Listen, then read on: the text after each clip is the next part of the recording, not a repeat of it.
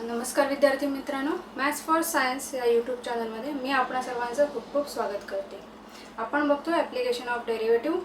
Last लेक्चरमध्ये आपण बघितलं होतं जॉमेट्रिकल युजेस, त्याचे ॲप्लिकेशन बघितलेले होते डेरिव्हेटिव्हचे. आणि ह्या लेक्चरमध्ये आता आपण बघणार आहोत रेट मेजर. डेरिव्हेटिव्हचंच ॲप्लिकेशन म्हणजे रेट मेजर करण्यासाठी कसं वापरायचं डेरिव्हेटिव्ह, ही कन्सेप्ट ते आपण आता इथे बघणार आहोत. त्या ठिकाणी बेसिक फॉर्म्युले जे आपण 8वीत शिकलेले आहोत ते आपल्याला लागणार आहेत. ते म्हणजे व्हॉल्यूम अँड सरफेस एरिया. एरियाचे काही ठिकाणी लागतील जे तुमचे पार्ट आहेत. तरी पण एक बघूया आपण. स्पिअरचा मी इथे लिहिला आहे, व्हॉल्यूमचा लिहिला आहे, सरफेस एरिया लिहिला आहे, सिलेंडर लिहिला आहे. कोनसाठी व्हॉल्यूम असतो, सिलेंडरच्या 1/3 असतो, 1/3 πr²h. यातलं काय काय लागतं ते आपण बघूया आणि एक्झाम्पल स्टार्ट करूया. आता इथे पहिलं एक्झाम्पल आहे बघा, एक्सरसाइज 2.1. आता रेट मेजर म्हणजे काय सांगायचं राहून गेलं की तुम्ही फिजिक्समध्ये शिकलेलं आहात बघा. Rate of change of displacement means velocity, rate of change of velocity mean acceleration means rate measure. With respect to time जे मेजर करायचं असतं किंवा विथ रिस्पेक्ट टू अदर जे मेजर करायचं असतं त्याला रेट मेजर असं म्हणतात. हे तुम्हाला झालेलं आहे. एस ही डिस्प्लेसमेंट असेल तर ds/dt तुम्ही v म्हटलं आहे आणि dv/dt तुम्ही ए म्हटलेलं आहे. आणि याच्यावरची सगळी एक्झाम्पल मला वाटतं तुम्ही फिजिक्सला सोडवलेली असतील. आता एक्झरसाइजमध्ये आपल्याला जी एक्झाम्पल आहे ती आपण बघूया. पहिलं एक्झाम्पल म्हणजेच एक्झरसाइज 2.1 मधलं 7th एक्झाम्पल आहे बघा. ते मी तुम्हाला दोन्ही पद्धतीनेच दाखवते. दोन्ही पद्धतीने इन द सेन्स तिथे ते इक्वेशन आहे हे रॉंग दिलेलं आहे, थोडंसं इंडेक्स त्याची चुकलेली आहे. त्या जी दिलेली आहे त्याच्याप्रमाणे आपण सोडूया आणि जे एक्सपेक्टेड आहे तसंही आपण सोडूया. एक्झाम्पल आहे, particle moves along the curve 6y = x² + 2.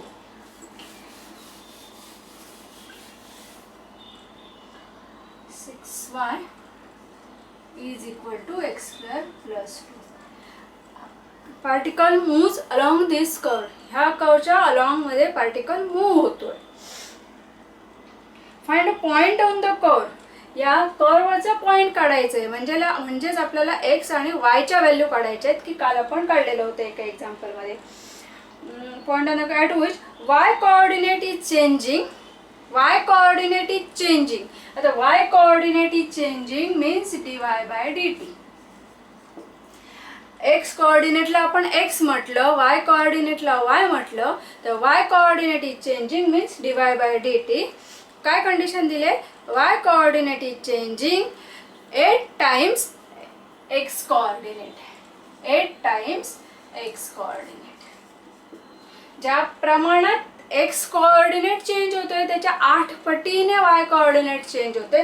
Rate of change of x coordinate आणि वाय कोऑर्डिनेट आपल्याला इथे दिलेला आहे. कर्व दिलेला आहे, हे रिलेशन दिलेलं आहे आणि आपल्याला व्हॅल्यू ज्या काढायच्या आहेत त्या एक्स आणि वायच्या काढायच्या आहेत. हे आपल्याला फाइंड आउट करायचं आहे. इथे एक्झाम्पलमध्ये सिंपल आहे बघा. आता dy/dt मध्ये दिलंय म्हणजे याचा सुद्धा आपल्याला डेरिव्हेटिव्ह घेतला पाहिजे विथ रिस्पेक्ट टू टी. म्हणजेच हे झालं 6 × dy/dt = 2x dx/dt. 2 कॉन्स्टंट आहे, डेरिव्हेटिव्ह 0 होणार. आता dy/dt च्या जागेवर ही जर कंडिशन आपण घातली 6 × 8 dx/dt = 2x dx/dt. तर आता dx/dt आणि dx/dt जर कम्पेअर केलं तर आपल्याला काय माहिती आहे? 2x = 6 × 8. 6 × 8 = 2x. म्हणजेच आपल्याला इथे x काय मिळतो बघा, 24 मिळाला. 6×8=48. x मिळालाय 24 आणि x जर 24 मिळालेला असेल ह्या इक्वेशन मध्ये आपल्याला ह्या कर्ववरचे आपल्याला पॉइंट काढायचे. इथे जर आपल्याला x 24 जर मिळाला देन 6y = 76 आणि 2 578 झाले. हे म्हणजे y काय होणार 578 / 6. आता इथे हा फ्रॅक्शन राहणार आहे तर छोटा होईल फक्त तो, पण तो फ्रॅक्शनच राहणार आहे x आणि y जर ॲज इट इज एक्झाम्पल सोडवलं तर. आता जर मी असं म्हणत असेल की याच्यामध्ये प्रिंटिंग मिस्टेक आहे, कारण हे एक्झाम्पल गेल्या वर्षीच्या बुकमध्ये होतं आणि त्या एक्झाम्पलमध्ये इथे होतं एक्स क्यूब. आता आपण एक्स क्यूब घेऊन सोडूया हे example. 6y is equal to x cube plus 2. म्हणजेच काय झालं बघा, 6 into dy by dx is equal to 3x square dx by dt. म्हणजेच काय होत आहे, dy बाय dt येणार आहे. dy बाय dt म्हणजे 8 टाइम्स dy बाय dt म्हणजेच 8 times dx by dt, 3x square dx by dt. आता जर आपण हे कंपेअर केलं तर आपल्याला काय मिळते, 3x square is equal to 6 into 8. म्हणजेच काय मिळते, x square is equal to 14 मिळतं इथे. म्हणजे आपल्याला x मिळतोय प्लस ऑर मायनस 4. आणि हे आन्सर तुमच्या मागे जे आन्सर दिलेले असतात बुकच्या मागे त्याच्यामध्ये हे आन्सर आहे. म्हणून मी दोन्ही पद्धतीने असं तुम्हाला म्हणाले, x is equal to plus or minus 4. आता x जर प्लस 4 असेल तर if x is equal to 4 then 6y is equal to 64 and 2 68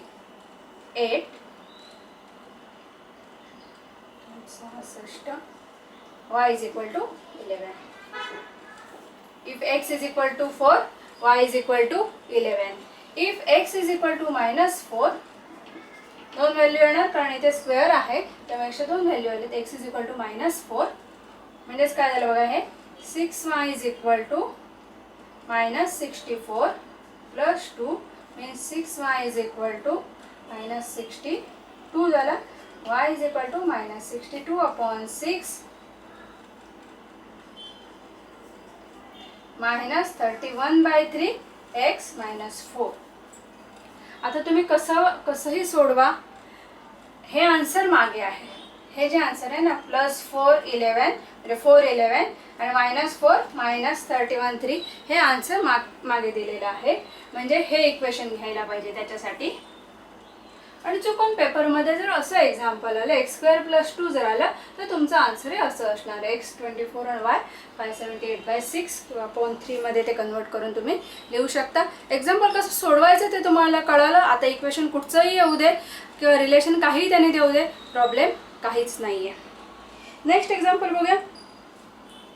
8 example आहे. The spherical soap bubble is expanding. Spherical soap bubble, आता सोप बबल प्रत्येकाने बघितलेला असेल. Soap bubble किंवा तुम्ही ते पाण्याचे फुगे काढता तेही बघितलेले असतील. ते छोटे छोटे असतात, जत्रेत मिळतात ते बघा. ते पाण्याचे फुगे म्हणजे साबणाचेच फुगे असतात, तुम्हाला माहिती आहे चांगल्या प्रकारे. छोटे छोटे छोटे छोटे हळूहळू मोठे होत जातात. म्हणजेच ते एक्सपान्शन त्याचं होत जातं. आता एक्सपान्शन होतं म्हणजे एक्झॅक्टली काय होतं की त्याच्या आतला जो व्हॉल्यूम आहे, आतमध्ये जे काही आहे ते वाढत जातं. अर्थात तिथे आतमध्ये काय असतं तर एअर असते, ती वाढत जाते, तो व्हॉल्यूम वाढत जातो, एक्सपान्शन होतं म्हणजे. आता तो स्पियर आहे, स्पेरिकल शेपमध्ये आहे. जसं त्याचं एक्सपान्शन होत जाणार आहे तस त्याची रेडियस पण वाढत जाणार आहे. ऑब्वियस आहे. त्या रेडियसचा इथे रेट दिलेला आहे. If that radius be R,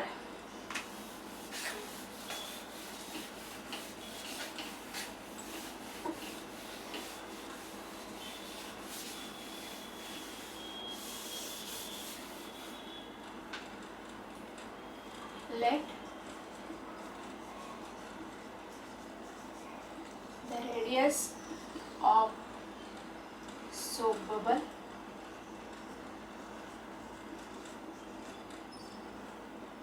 be r.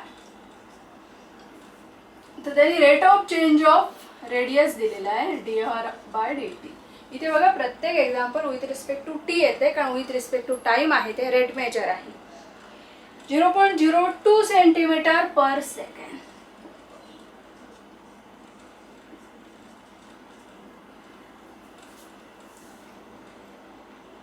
At what rate is the surface area is increasing? Surface area म्हणजे त्या बबलचा बाहेरचा जो भाग आहे तो, जो आपला बॉल असतो त्याच्या बाहेरचा जो भाग असतो त्याला म्हणतात सरफेस एरिया. आणि आतलं जे असतं मटेरियल ज्याच्यामुळे फुगा फुगतो त्याला म्हणतात volume. Surface area is increasing, obviously increase होत जाणार आहे. When the radius is 5 centimetre. R is equal to 5 centimetre. त्यांनी आता काय सांगितलंय बघा, सोप बबल आहे तो इन्क्रीज होत जातोय. Rate of change of radius त्याचा आहे 0.02 सेंटीमीटर आणि आपल्याला काढायचं आहे rate of change of surface area. जर आपण सरफेस एरियाला एस म्हटलं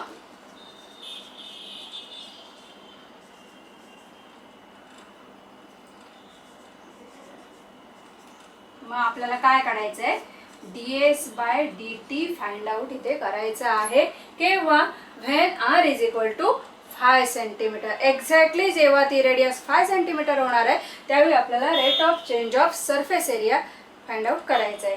त्यासाठी आपल्याला माहिती पाहिजे ते म्हणजे S. S means what, surface area of soap bubble. आता सोप बबल हा स्पेरिकल शेप मध्ये असतो.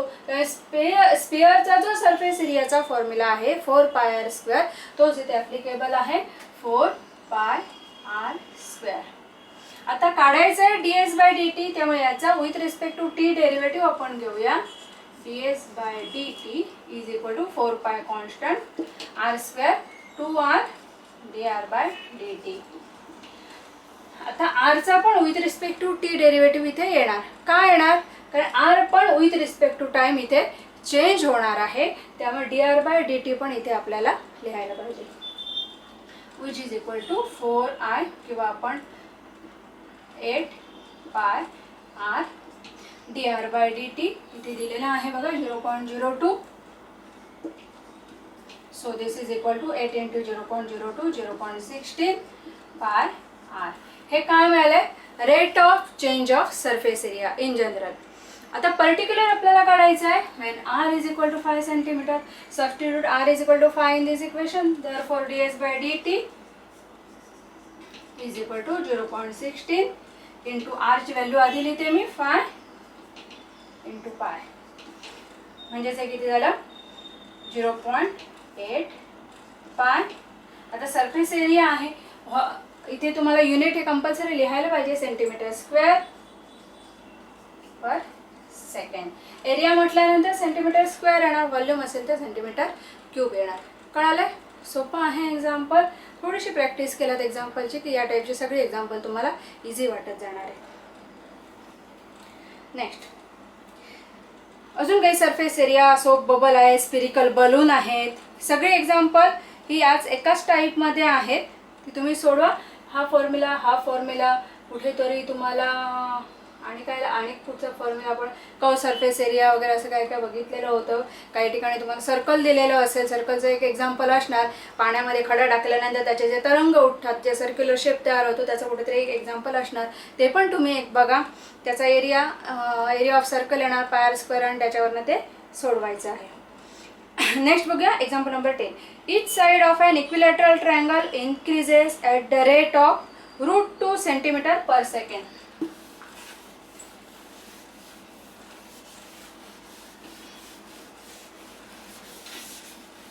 इक्विलॅटरल ट्रायंगल सांगितलेला आहे आपल्याला, फिगरची काही आवश्यकता नाहीये.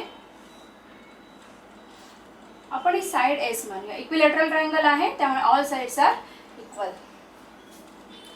Rate of change of side √2 centimetre per second. जर साइड एस मानलेली असेल तर rate of change of side ds/dt is equal to √2 centimetre per second. हे कळालं. Next find a rate of increase of its area of equilateral triangle. तो एक formula मी लिहिला नाही, इथे आहे, तुम्हाला मिळून जाईल. Area of equilateral triangle formula तुम्हाला माहिती असेल बघा, √3/4 साइड स्क्वेअर. मी इथे s² लिहितो कारण साइडला आपण इथे s म्हटलंय. तुम्हाला माहिती असेल हे सगळे फॉर्म्युला 8वीच्या पुस्तकात होते आणि तुम्ही ते अभ्यासलेले आहात. Rate increase of its area when its side of length 3 centimetre. केव्हा काढायचंय, when s is equal to 3 centimetre. Side जेव्हा 3 सेंटीमीटर होणार आहे ते rate of change of area किती असणार आहे तो काढायला लागेल.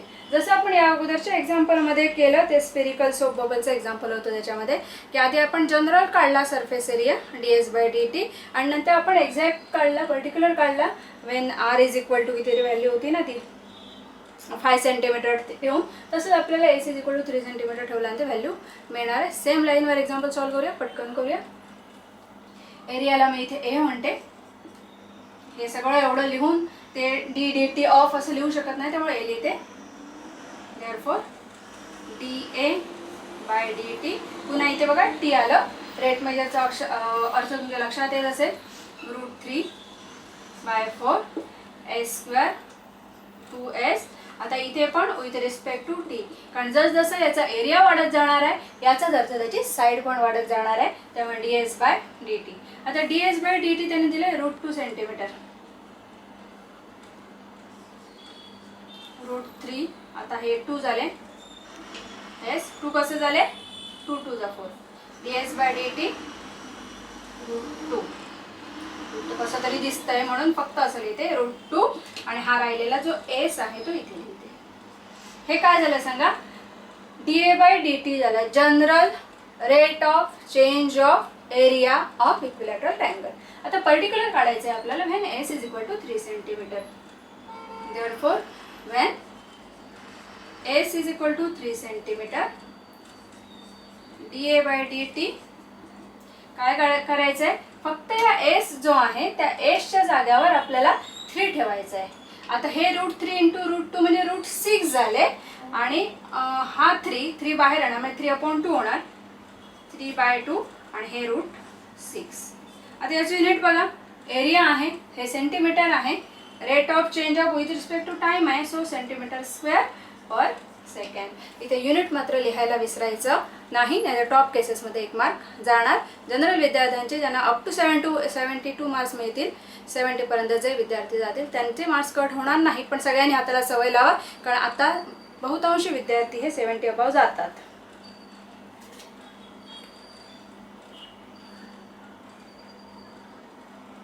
अजून एक एक्झाम्पल बघूया.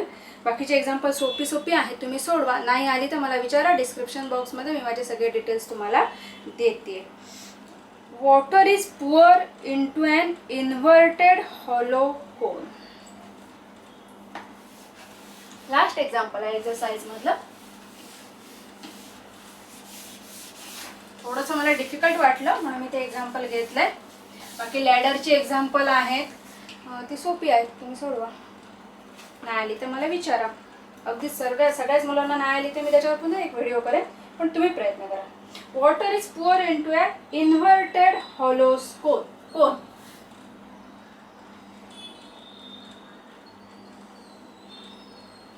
ब्रॉड काढूया जवळ अशी फिगर.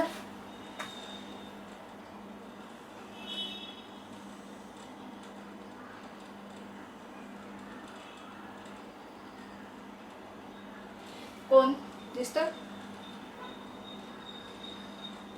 हा त्याचा ॲक्सिस आहे सपोज.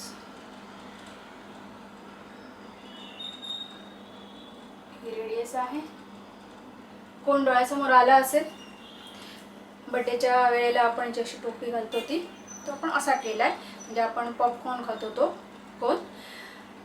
त्या कोनचा जो ॲक्च्युअली आपण असा उलटा ठेवतो इथे इन्व्हर्टेड म्हटलंय तो सर्क्युलर असतो बघा शेप. त्यामुळे ती रेडियस येणार आहे ही जी आहे ही r असणार आहे. ही स्लॅंट हाईट असते त्याला आपण l म्हणतो आणि इथे आपण याला x म्हणूया की जी कोणची टोटल हाईट असते. म्हणजे मधून जर तुम्ही तार घातलात वरच्या त्या होलमधून तर एक्झॅक्टली जी पोझिशन तुम्हाला तार जिथून बाहेर पडलेली दिसणार आहे कोनमधून त्याला म्हणायचं आहे आपल्याला x. पुढे जाऊन त्याने एक सांगितले बघा semi vertical angle is 30 degree. Semi vertical angle is 30 degree. इथे आता 2 अँगल होतात हा अँगल आणि हा अँगल. त्यातला सेमी मीन्स हा अँगल आपण घेऊया हा आहे 30 डिग्री. आता हा जर 30 डिग्री असेल हा 90 डिग्रीज होणार आहे ऑलवेज. त्यामुळे हा झाला 60 डिग्री. म्हणजे आपल्याला हा जो ट्रायंगल आहे हा ट्रायंगल आपल्याला 30, 60, 90 ट्रँगल मिळाला. लगेच तुम्हाला तो तुमचा 10वीचा थेरम आठवला असेल. त्याच्यावरून तुमच्या साईडची जी रिलेशन आहे तेही तुम्हाला आठवलं असेल. So that its depth measure along the axis. आपण इथे डेप्थ एक्स मानली आहे.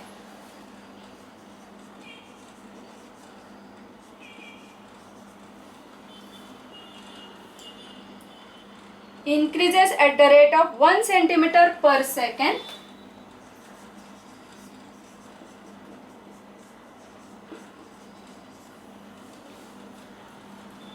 Find the rate at which the volume of water increasing when the depth is 2 centimeter.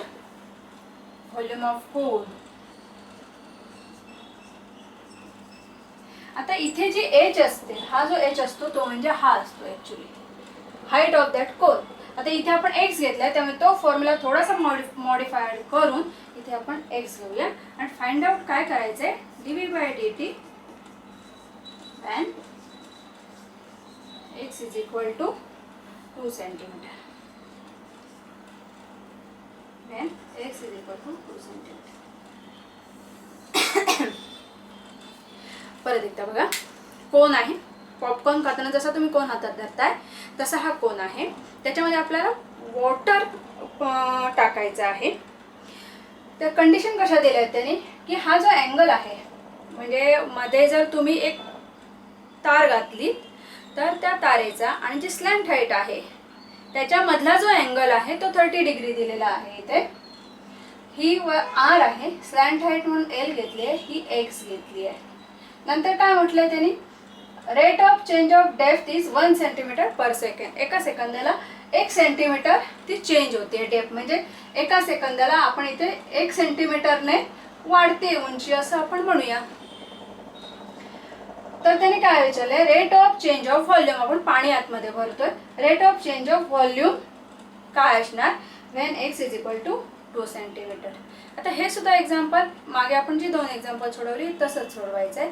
फक्त इथे जरा आपल्याला रिलेशन काढायचं आहे कारण इथे rate of change of x आपल्याला आहे. हे तिन्ही व्हेरिएबल आपण एका वेळेला इथे घेऊ शकत नाही आहोत. त्यामुळे सगळं जे इक्वेशन आहे ते आपल्याला एका व्हेरिएबलमध्ये फक्त चेंज करायचं आहे. ते आपण करूया.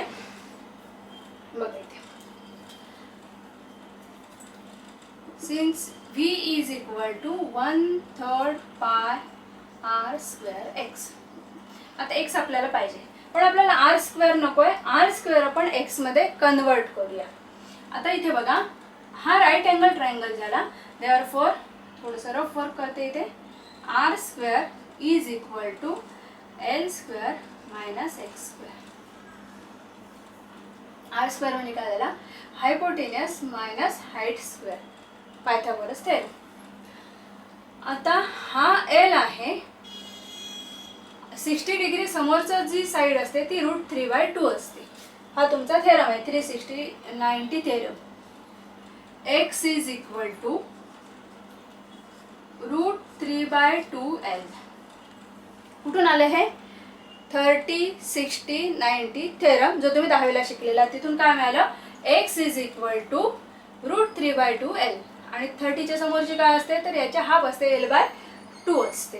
जर एखाद्याने असं कन्वर्ट केलं एल स्क्वेअर इकडे ठेवून एक्स स्क्वेअर किंवा कसे उलट तर बघा म्हणजेच आपल्याला इथे काय पाहिजे, एक्सची व्हॅल्यू पाहिजे. आपल्याला सगळं एक्झाम्पल हे एक्स मध्ये कन्वर्ट करायचं आहे. त्यामुळे एल इज इक्वल टू काढूया आपण. Therefore l is equal to 2x/√3. हे 2 आहे ते इकडे नेले. एल स्क्वेअर पाहिजे. Therefore l square is equal to 4x²/3. हे कळतंय का बघा. परत एकदा सांगते, हा राईट अँगल ट्रायंगल आहे. हा राईट अँगल ट्रायंगल आहे. त्यामुळे L square is equal to R square is equal to L square minus x square. Pythagoras theorem काय, R square plus X square is equal to L square. म्हणजे R square is equal to काय, L square minus x square लिहिले. नंतर आपण 30 60 90 theorem वापरलाय. म्हणजेच x काय मिळतो आपल्याला, √3/2 एल. हायपोटेनियाच्या √3/2 टाइम्स असते साईड, कुठची 60 डिग्रीच्या अपोजिट असते ती. म्हणजेच एल काय मिळाला, 2/√3x. म्हणजेच एल स्क्वेअर का काढला तर इथे एल स्क्वेअर आहे. 4/3x². म्हणजेच हे काय मिळालं बघा, x² ची व्हॅल्यू लिहिते मी 4/3x² मायनस x². म्हणजेच हे काय मिळालं बघा आपल्याला, याला इक्वल टू आहे हा हे x²/3 मिळालं. हे कळलं. हे कोण मिळालंय तर r². हे जे आहे r² ते आपल्याला किती मिळालंय, x²/3. हे तुम्ही असंच्या असं लिहा, लिहिल्याशिवाय तुम्हाला कळणार नाहीये. हे जे सगळं मी लिहिलंय हे नंतर लिहिलंय, ते त्याच्याऐवजी तुम्ही हे सगळं असंच्या असं इथे कट करा आणि इथे जाऊन पेस्ट करा. कळलं. आता v 1/3 पाय r² किती मिळाला आपल्याला, x²/3 × x. म्हणजेच हे काय झालं बघा, π/9 x³ v झाला. इथपर्यंत आपण v फाइंड आउट केला, π/9 x³. आता याच्या पुढे जाऊन आपल्याला dv/dt काढायचं आहे. काढूया.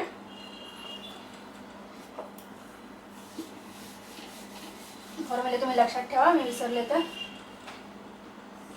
dv/dt is equal to π/9 constant x³ चा डेरिव्हेटिव्ह 3x² dx/dt.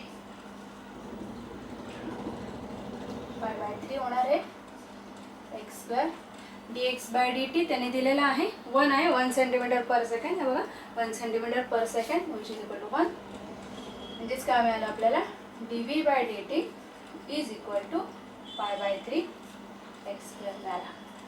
आता पुढे जाऊन काय म्हटलंय, when x is equal to 2 centimetre, therefore dv/dt when x is equal to 2 centimetre, dv/dt π/3 2 square means 4π/ खाली लिहिते 4π/3. आता हे व्हॉल्यूम आहे, हे सेंटीमीटर आहे, सेंटीमीटर क्यूब पर सेकंड. बघा त्याच टाईपची सगळी एक्झाम्पल आहे. तिथे रेट मेजर संपलेला आहे. काही एक्झाम्पल रडली तुम्हाला विचारा, शेअर करा, जास्तीत जास्त मुलांपर्यंत हे पोहोचू दे, कारण कोणाचंच कॉलेज सुरू नाही आहे. सबस्क्राईब करा विसरू नका. याच्यानंतरचा जो टॉपिक आहे तो म्हणजे approximation, Rolle's theorem and Lagrange's mean value theorem LMVT. हा यावर्षी तुमच्या सिलेबसमधून कट झालेला आहे. त्यामुळे याच्यानंतर आपण जे बघणार आहोत ते आहे इन्क्रीजिंग डिक्रीजिंग फंक्शन असेल. इन्क्रीजिंग डिक्रीजिंग फंक्शनकडे आपण डिरेक्टली वळणार आणि त्याच्यानंतर मॅक्झिमम मिनिमम एवढा टॉपिक हा शॉर्ट झालेला आहे आता, त्यामुळे पटकन संपेल. तुम्ही अभ्यास करायला सुरुवात करा. धन्यवाद.